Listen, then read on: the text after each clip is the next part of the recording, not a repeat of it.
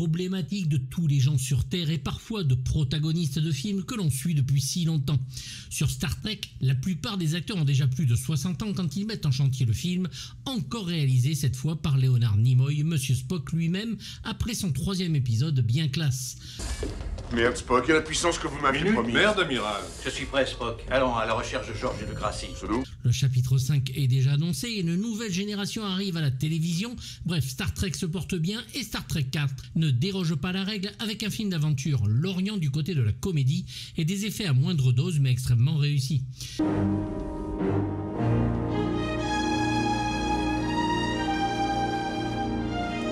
C'est qu'il s'en est passé des choses depuis 1966 et ici nous sommes encore dans la continuité, un risque quand même puisque ce 4e opus est la suite directe du 2e et 3e volet. Si vous n'êtes pas allé voir les deux d'avant, ça risque de piquer un peu. L'équipe de l'Enterprise vient de retrouver Spock et en rentrant sur Terre vont trouver la planète au bord de l'autodestruction. En cause, un vaisseau cherchant un signal que devrait lui donner le chant des baleines. Oui, des baleines. Celle-ci ayant cessé d'exister depuis longtemps, l'équipage va retourner dans le temps et atterrir en 1986 afin d'en kidnapper 2 et de les ramener dans le futur. Comme je le supposais, le signal envoyé par la sonde n'est rien d'autre que le chant des baleines. Des baleines ? Bon, il est toujours drôle de résumer ce film, mais le pari est souvent gagné avec un choc des cultures sur notre époque et la science-fiction qui se clashent de la meilleure des manières. En France, ce n'est toujours pas l'amour fou, puisque le film va sortir le 26 novembre 1986 aux États-Unis, et nous allons attendre le 3 février 1988, soit presque 1 an et demi après, avant de découvrir ce film.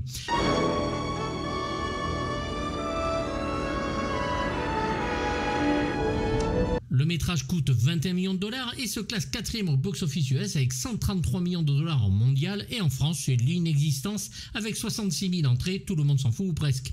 Reste que le film est malheureusement loin de la débauche d'effets spéciaux qu'il y avait sur les 3 premiers opus, même si l'histoire et les dialogues sont vraiment parfois très drôles. Hey, tu peux pas regarder où tu vas, enfoiré de mes deux? Silence, enfoiré de mes quatre. Une histoire à plusieurs mains écrite par Harvey Bennett et Leonard Nimoy, puis scénarisée par Steve Mearson, Peter Kreis, Harvey Bennett et Nicolas Meyer. C'est dès la sortie du 3 que Bennett commence à en parler à Leonard Nimoy. Il faut faire une suite rapidement. L'idée est de ne pas faire le méchant de la semaine comme dans la série, mais bien revenir aux sources d'une histoire simple, sans méchant, après 2 films imbattables sur le sujet. Où les conduirez-vous? Mes baleines? Oh. Est-ce qu'il y a un endroit où elles seraient en sécurité? Un personnage féminin dont Kirk semble apprécier les charmes, un sens de l'humour dont Nicolas Meyer est friand, bref, un 20e anniversaire fêté en grande pompe, avec une très belle photographie de Donald Peterman qui nous a donné les images du Cocoon de Ron Howard, un ticket pour 2 de John Hughes et le Point Break de Catherine Bigelow. Kirk, Spock, McCoy, Sulu et les autres reprennent donc du service et vont se promener dans San Francisco en costume, de quoi provoquer l'hilarité sur le tournage. Non, mais...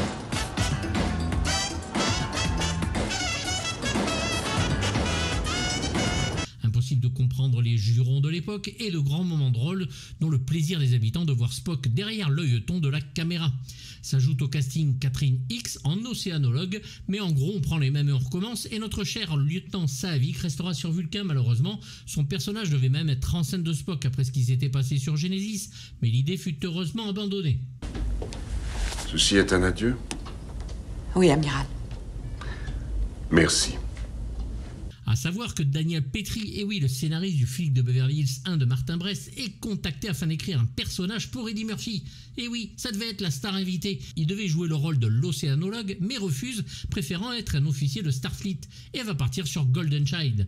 Il le regrettera amèrement, étant fan de la série. William Shatner, lui, va demander 2 millions, et la promesse de réaliser le prochain film. On en paye encore le prix.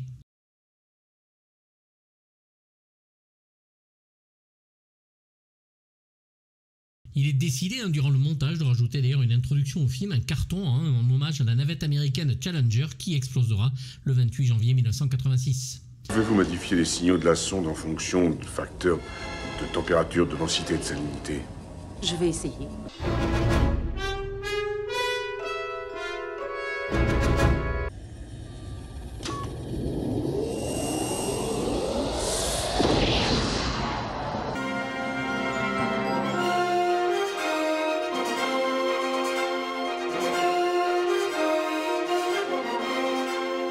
Toujours est-il que Nimoy semble plus libre et responsable sur le film, libéré de la trouille de son premier, d'où l'idée de risquer l'humour sur les effets et va finir le film avec 3 jours d'avance. Pour les décors et effets spéciaux, commençons par l'intérieur du vaisseau Klingon préféré des Trekkies, l'oiseau de proie. Il faudra reconstruire le cockpit entièrement puisque seule une infime partie de l'habitacle avait été construite sur le 3e opus. De même, le bassin de la Paramount va servir pour le final avec sa profondeur d'1,20 m basé sur le parking et les baleines montées sur rail pourront s'y promener devant l'équipage qui a améri. Oh, regardez!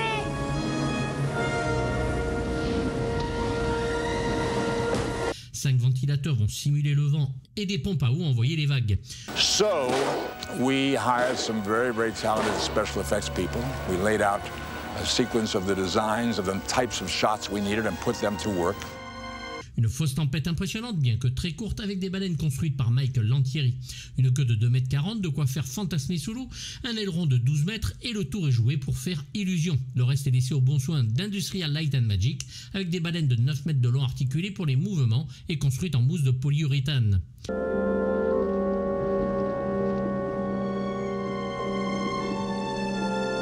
Les baleines sont construites par Walt Conti, l'homme dont j'ai déjà parlé sur Peur Bleue, créateur de l'orque de Sauver Willy et des requins du film de Renny Harlin.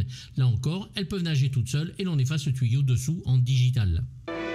The whales were actually battery powered inside, so they were totally self-contained, but then they were controlled with an RC controller, much like a model.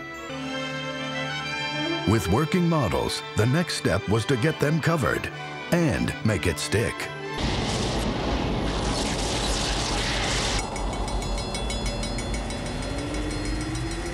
ILM et les effets spéciaux, c'est une grande histoire d'amour, avec les spectateurs surtout, de grands moments inoubliables, et ici ils reviennent pour la 3e fois pour notre plus grand bonheur. Les effets sont de plus notables puisque se passant en partie dans notre monde, de quoi faire fantasmer ne serait-ce que pour y voir un oiseau de proie klingonais se découvrir au-dessus d'un chalutier ou de passer sous le Golden Gate Bridge dans le futur.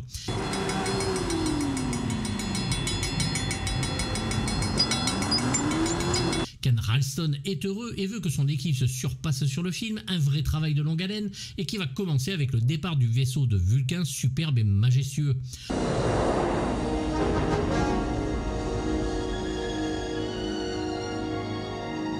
En tout, une douzaine de matte painting et certains extrêmement complexes au vu du monde réel qu'il doit recréer. Grâce à une caméra automate, des panoramiques peuvent être faits pour que l'illusion soit parfaite. Starfleet aussi va faire l'objet de beaux matte painting avec des acteurs se déplaçant sur les peintures gérées par Chris Evans. À chaque fois, ils doivent repartir de zéro.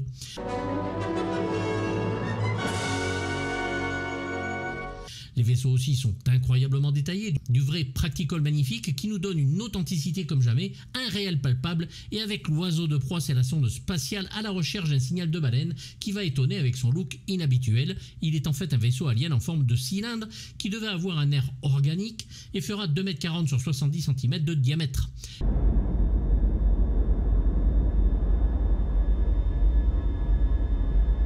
Ken Ralston va décider de le peindre en noir pour donner des réflexions bizarres sur la surface.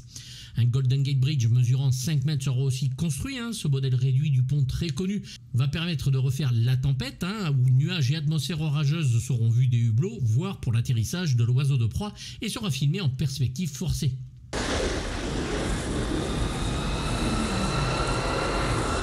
Amérissage. A very dynamic background, but the bird of prey wasn't doing what it needed to.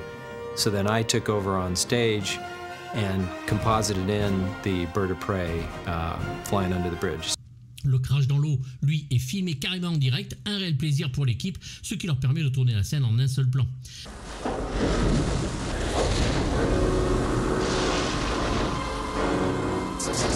Quatre maquettes différentes de notre oiseau klingonais se reconstruites pour toutes les scènes où il apparaît. La maquette du 2e opus, très coûteuse, ne peut être utilisée qu'en studio, il faudra donc en construire un pour la scène où le vaisseau remonte dans le temps et prend feu.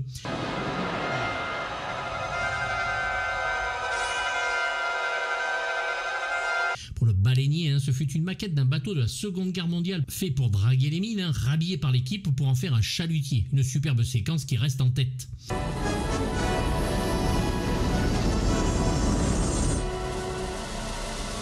Alors il faut en parler, mais le passage de la faille spatio-temporelle qui va envoyer nos héros dans le passé reste un moment assez complexe et rare à faire. C'est Jay Riddle qui va s'occuper de la séquence, scène où l'on regarde directement dans les réacteurs du vaisseau et où on voit les visages de nos héros en 3D. Un passage très étonnant à l'époque.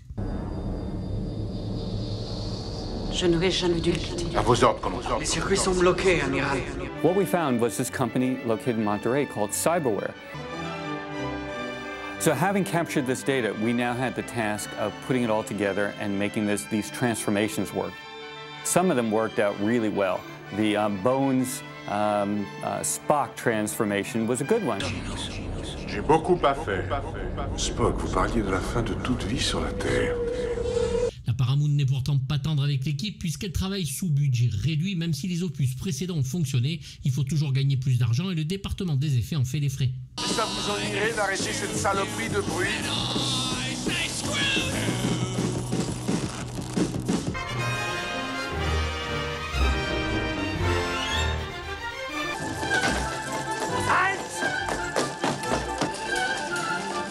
Je ne vais pas repasser sur tous les acteurs puisqu'on les connaît bien, mais se concentrer sur la musique puisqu'après les deux grands compositeurs engagés que sont Jerry Goldsmith pour le premier, qui va nous lâcher son petit chef-d'œuvre comme jamais, et un James Horner en grande forme pour les deux opus suivants, c'est assez étonnamment Leonard Rosenman qui est engagé sur le quatrième.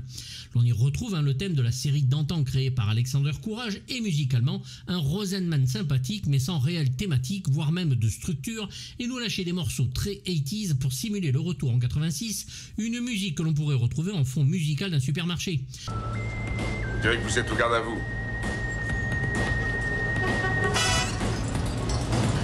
Heureusement, même si elle en est pour une composition étrange et loin de ce qu'attend le fan de musique du film, Rosenman est plein d'entrain sur sa musique, mais encore une fois trop proche de ce qu'il a toujours écrit, comme son fameux Seigneur des Anneaux de 78, dont il ne sort jamais, une œuvre phare qui restera certes, mais qui derrière le laisse planter là-dedans. Ici c'est bien moins épique, et c'est le problème, sans réelle illustration qui doit faire rêver sur une musique Star Trek. Une musique légère et pleine d'aventures, mais dont aucune envie de passer le disque sur platine ne nous prend quand l'on regarde les disques. Dégagez! Une première version sortira chez MCA et une version complète chez Intrada qui nous titille les oreilles dans la première partie jusqu'au virage 180 degrés avec l'atterrissage à notre époque. Là c'est une autre paire de manches et ce ne sont pas les morceaux de The Yellow Jacket kitsch et désuets qui vont nous intéresser. Il ne reste en plus que peu de score puisque la fin du film est très vite expédiée et seule la dérision reste aux oreilles, l'aventure semblant bien avoir foutu le camp.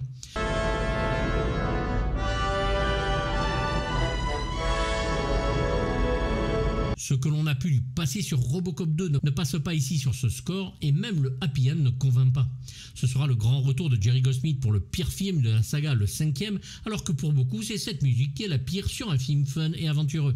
Leonard Rosenman ne s'est pas pris au sérieux, mais le problème c'est que nous, on ne le prend pas au sérieux non plus. Ces champs sont-ils une sorte de signal de navigation, d'orientation?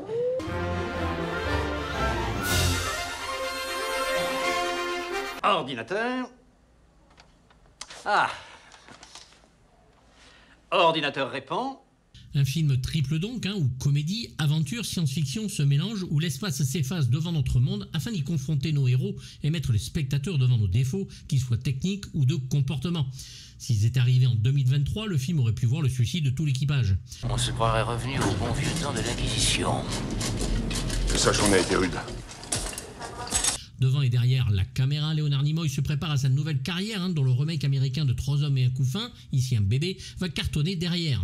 Des situations souvent cocasses, même si sans grand réel enjeu, avec certes un esprit Star Trek qui reste, n'oublions pas qu'un épisode de la série avait déjà fait le coup, et sans le grand spectacle que les premiers opus nous avaient donné en baston.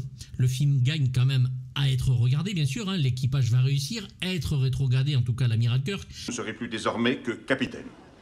Mais, conséquence de votre nouveau grade, le commandement d'un vaisseau spatial.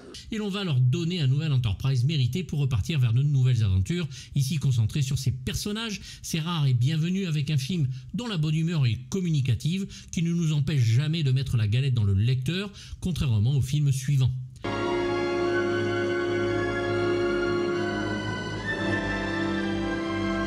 C'est pour moi un bon 5 sur 6 pour un film qui n'est pas extrêmement prenant, mais fait du bien et conclut admirablement les histoires instaurées avec l'arrivée de Khan. Cette fois, nous sommes chez nous. voulais faire ce Star Trek 4 depuis longtemps, mais le 3 n'avait pas trop marché, donc je prenais mon temps. J'espère que vous l'appréciez, que vous me direz dans les commentaires ce que vous en pensez. N'hésitez pas bien sûr à vous abonner et activer la petite cloche, c'est gratuit. Je vous dis à bientôt pour du lourd. Bye bye.